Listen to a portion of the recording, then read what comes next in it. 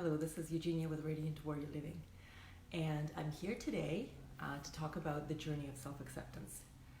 The reason I'm choosing this topic is I find that all of us, no matter what, no matter where we are in life, at times or quite often, struggle with self-acceptance.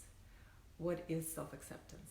Self-acceptance is about taking yourself and taking all parts of yourself, your past, your present, who you are, your strength, your weaknesses, your flaws, your inconsistencies. It's basically accepting all of yourself, not parts of yourself, but all of yourself, and accepting it unconditionally, no matter what, no matter where you are in life. And that's the key, and that's the challenge at the same time. I find that self-acceptance is a process. It's not something that can be captured in one step. It's not something that I can give you advice on, just, do this and you'll be able to accept yourself. There's lots of parts that self-acceptance has in it, such as self-awareness, self-love, self-compassion.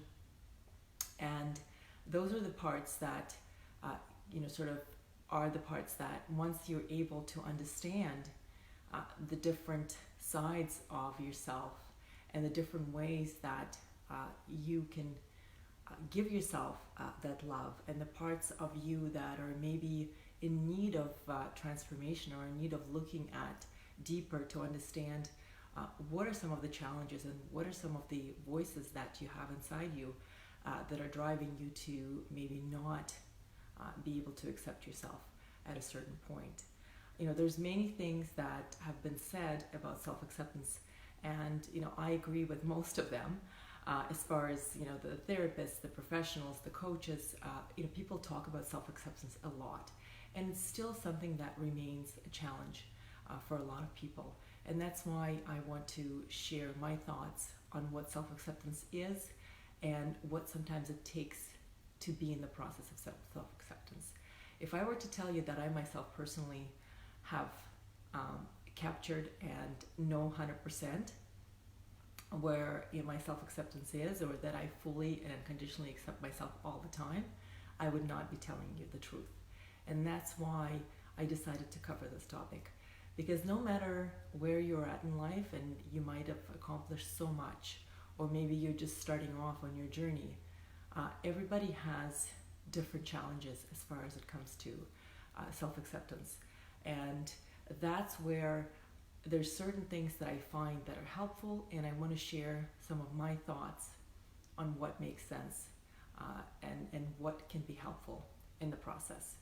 So when you think of yourself and you think of your journey, it's important to understand that when you're able to know who you are and get to the bottom of the things that may be your biggest fears, your biggest challenges, your inner critic, that voice inside you that is saying to you different things, and is that the voice that's cheering you on, or is that the voice that's telling you to be quiet and not get involved, not speak up? Or when you want to try something, is that the voice that discourages you? So those are the things that are very important to explore on this journey. And the steps would be basically, of really being honest with yourself and doing some self-reflection. As far as, when you are not self-accepting, you're basically doing things to for others' approval, so that you feel like there's reasons that you can be worthy of your own respect and of others' love and respect. And you'd be doing things that are not necessarily things that you're doing for yourself. So it's important to ask yourself, what are the reasons that I do certain things? And I'm not talking about responsibilities here, because the responsibilities in our life is something that we've taken on, and that's a part of our journey.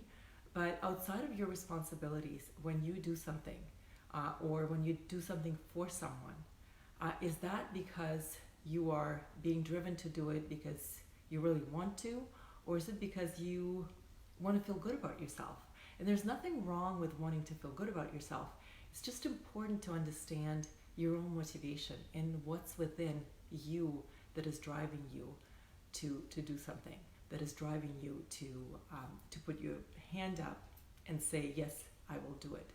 It's important to explore your own understanding of where you're at so that you can see where you're going, and you can also see some of the challenges that show up for you, and your own drive and your own reasons why you do something. When we live our life looking for other people's approvals, and we all do, we've all been conditioned, and we've all, since our childhood, have been looking for our parents' approval, our teachers' approval, the approval of adults and our peers. And when we were, for example, in the daycare or in school, we wanted to be good at school, and sometimes we wanted to do it because we were very hungry for the knowledge, and other times we wanted to bring a good mark home because we knew that that would make our parents happy, and in that case maybe they will love us a little bit more. When we were behaving well, we were rewarded for our behavior with something, and we were saying, we were told that we're a good girl or a good boy. So all of these things, they oftentimes drive us to do things and teach us to do things for other people's approval. And when we grow up only worried about others' approval and doing things because we want other people to accept us, to love us, to respect us, we have a hard time getting to a place of self-acceptance where we actually can relax and be ourselves fully. And that's really the journey that I want to talk about. And that's the journey that takes a lot of self-exploration, a lot of excavation of stuff, and our own understanding of who we are. And that's the journey that I find is as exciting as it can be challenging. But it can bring you to some amazing revelations, as well as it can give you a glimpse into what it would be like to be completely self-accepting and loving yourself unconditionally for who you are. So one of the things that I find that works for me is in the times when I am stressed and I feel like I'm not doing enough, I ask myself, what are some of the things that are bothering me? And oftentimes I find that we compare ourselves to others, and naturally we have a point of reference in other people that might be on the same journey, or that we think are in the same place that we are. And we look at them and we see how they're doing, and we say, oh my God, I'm behind, and we judge ourselves. And that inner critic shows up and says, here you are, you're not good enough, you're not going to be able to do it. And we feel that need to continue to drive ourselves forward. And I find that each one of us has a unique process of getting to that place. So I will not be able to tell you all the steps and how you think and how you need to think and what you need to do. But I can tell you that I find that this journey is definitely incremental. And it begins with really, really small things as far as self-love and self-acceptance. And the small steps are something that you'd have to be doing every day. So it takes a lot of self-awareness. When you look at yourself and you wake up in the morning, you need to think of your intention. You need to think of your intention for your life and your intention for the day.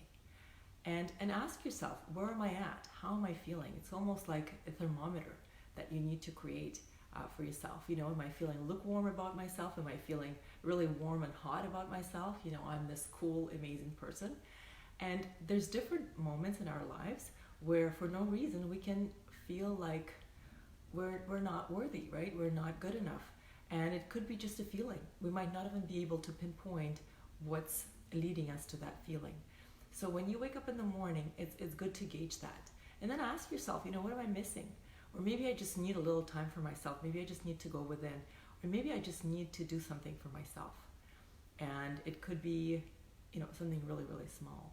So being able to give yourself that time and also give yourself the compassion and just say, okay, I know where I'm at and I'm just not 100% and I'm not feeling 100% about myself. Sometimes it's enough to, give yourself that space, and I'm just not going to be hard on myself. As long as you're aware where you're at and you're keeping that eye on yourself, and you're also gauging where you are, and maybe again not spending a lot of time just even understanding why. Sometimes it could be just a moment in your life. The other thing that I find works is doing an inventory of all the amazing things that you've accomplished. Because yes, we want to love ourselves unconditionally, but sometimes we need a reminder of how brilliant we are. And as women, oftentimes we have a hard time giving ourselves credit for something. And our journey, especially in the Western society, is always about kind of reaching a destination, going somewhere, and looking for the outcomes, looking for the results. It's very reward-driven society. It's very, everything sort of is tangible, and it's not necessarily focused on your personal feeling of self-satisfaction. And if we are caught up in that journey or in that race of, okay, what are my tangibles that I'm looking for here? It's the journey and the race of, I think, a potential burnout and potential stress. Because when you're constantly racing for something that will bring you these tangible rewards, material gains, it's not necessarily something that will bring you satisfaction. I find that, I see a lot of people, and people come to me to work on themselves, and they're very accomplished people, but very often they're still missing that sense of satisfaction, that sense of personal reward, a personal journey, and being sort of this person who is happy with their accomplishments. And on the outside, they look like they should be happy and they have so much to be proud of, but that sense is still missing for them. So what's missing? Well, what's missing is oftentimes this ability to first of all, give yourself that credit, and second of all, it's clearly defining what will make me happy, what will bring me that personal satisfaction, and that's something that takes time to understand. We're all here on a journey to learn about ourselves, so it's really taking the time, and different things and different motivations drive different people. So it's understanding what is it that is driving me personally. And your motivation could be completely different from others. You might have a motivation of giving your kids and your family an amazing life, and seeing your kids flourish and grow is your motivation. And it's not something that our society necessarily sees as a big accomplishment, or is necessarily an accomplishment that's praised all the time. But if that's something that you personally find important, then remind yourself that this is your journey, and seeing your kids flourish is one of your biggest accomplishments, and give yourself the credit and be proud of it. So again, it's having that clarity about what are your motivations and what would bring you the satisfaction. I find that when we are constantly focused on the destination or the outcome, it's really hard to enjoy the process. And in reality, what drives us is this knowledge of and the ability to grow and expand ourselves as human beings, and seeing that we have learned something, or we've grown, we've developed, we've gained some knowledge of our life, we've gained more awareness. So remember to not only be focused on the destination, but remember to enjoy the process. And what is your process? And the process of self-acceptance is also something that requires work, but it can be something that you almost can challenge yourself to do on a day-to-day basis. And it could be telling yourself that, what is one thing about myself that I accept today? And it's very easy to accept our gifts, even though a lot of the times we have a hard time giving ourselves the credit. But it's hard to accept the shadow side of ourselves, the side that we don't necessarily want others to see. It's the side that sometimes we don't even know that we have that side. And that's why I suggest that self-exploration, and seeing kind of what are some of the parts of myself that are not necessarily the parts that I'm proud of, but that still makes me who I am. So it's looking at that side of yourself and the qualities that maybe are not the ones that you'd be talking about if you were to go for a job interview. But they are the qualities that are still part of who you are. And, as somebody, the famous tip when you go for for an interview and somebody says to you, what are your weaknesses? And the tip is, talk about your weaknesses as a strength. This is not what it's about. It's actually understanding that you have weaknesses and flaws and inconsistencies, and they make you uniquely you. So it's understanding that that part of yourself requires huge self-acceptance, and that's the part that can take time. But it's really taking something or looking at your past and being able to understand that you've made mistakes, and you accept yourself and forgive yourself for those mistakes, or you forgive yourself for the parts of yourself that maybe you're judging yourself on, because we all judge ourselves. And the more we spend the time understanding our shadow side and understanding those qualities that maybe we're not super proud of, or not the qualities that we'll be talking about when we go on a first date or an interview or a job interview or some other things, but they still make us who we are. So it's gaining clarity and taking that one quality, for example, or understanding your deepest fears and accepting those, because that's really what also makes up and brings up your shadow side. The fears, and those fears might be driven by something that happened in your childhood that maybe was not something that you've had a chance to work through, but was very traumatic and created a lot of fears. Some people have been betrayed by their family, by their loved ones, and it's really hard to trust people. So it's understanding, okay, what I'm seeing every person as somebody I cannot trust. So that creates a challenge for me, and that's my dark side. I can be super judgmental as something that is a protective side of who I am. So exploring your motivations and understanding what drives you, but also what brings up that those feelings for you.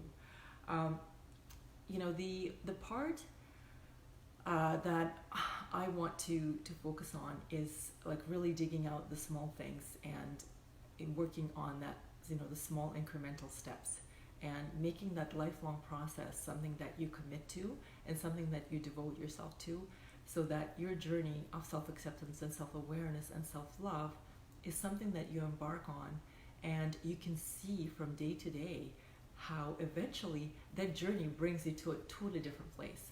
So that's really what I'm passionate about, because I've embarked on that journey. I work with my clients to help them do that, and I find that again it's a journey of 1,000 miles or 1,000,000 miles potentially, but it does work when you put in the work regularly. So what can you do that might help you on a daily basis? It's inquiring, the self-inquiry, asking yourself the right questions, asking yourself, where am I at today? What are the parts of myself that I'm having a hard time to accept? And trying to be as honest with yourself as possible. And it doesn't have to be a deep inquiry. It could be something, your appearance, or there's something about yourself that you're not accepting, and challenging yourself to push yourself a little bit, and finding ways for every negative trait that you find within yourself. It's actually seeing the beauty within you and accepting the parts of you, and seeing, for example, the stretch marks that we all have, are from our bodies growing, but also giving us the life that we live. For those of us who had kids, those bodies have served as a vessel of bringing another human being into the world. They're the bodies. Our bodies is what makes us human. So it's accepting who we are, and accepting the parts of ourselves that make us unique. And it's sometimes just working with that feeling and saying, okay, am I layering things on here? Am I working too hard to be accepted by others? I see this in the analogy with cooking. If you, for example, are making a dish, and you yourself are kind of like a dish, and there's certain ingredients that go into a dish, and then some people use a lot of spices, which is great. It makes the food great. But sometimes when we go somewhere and we are ordering food from a restaurant or from a place, we get it and we're not happy with the flavor. We're not, we start adding things to cover it up, or we start adding, the spices, the hot sauces, or the different condiments that might make it better. So where in your life are you using those condiments to add to yourself, to make up for the parts of yourself that you're not accepting? It's a good question to ask yourself, and maybe at times work on and challenge yourself to not add those spices, and just kind of be who you are. So at times when you feel like sharing something that is very personal and you're worried how others will take you, how about challenging yourself to actually share it? How about giving it a shot? Or if you feel like speaking up and you feel like it's important, it's something that supports your values, how about speaking up in that moment and honoring yourself? Again, it is very, very small steps that you can start doing to bring yourself to that place of understanding and honoring who you are, and also accepting the parts of yourself that maybe are not perfect. But being able to be in this world and to be in a place where you know that you're doing everything you can to be as accepting and as self-loving as you can be. And I often say, when we talk to ourselves, we can be so harsh on ourselves and we can be so judgmental. At the same time, having drive and determination is very important, but sometimes that drive and determination makes us so hard on ourselves and makes us so harsh, but also almost sort of, I would say not violent, but cruel to ourselves. And a good test to understand how hard you are on yourself is, would you be the same way to your best friend? Would you talk to them the same way that you do to yourself? And also, would you be as judgmental and unconditional? I mean, if we think of our children or our pets, because some of us, children could be, we put our own expectations on our kids, but I would say our pets who love us unconditionally. And I find that relationship is so authentic and it's so unique.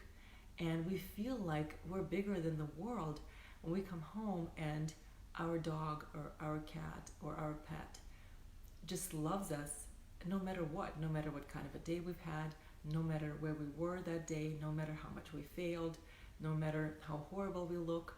So understanding that unconditional place is a place that you can get to, and you can work on that every day. And sometimes you need to remind yourself that you're worthy just because you are. And I find that certain affirmations do help. Since I've been young, I've definitely compared myself to a lot of people in my life, my peers, my classmates, and I've had people who were much better. I loved to dance, and they were much better dancers or much better at school.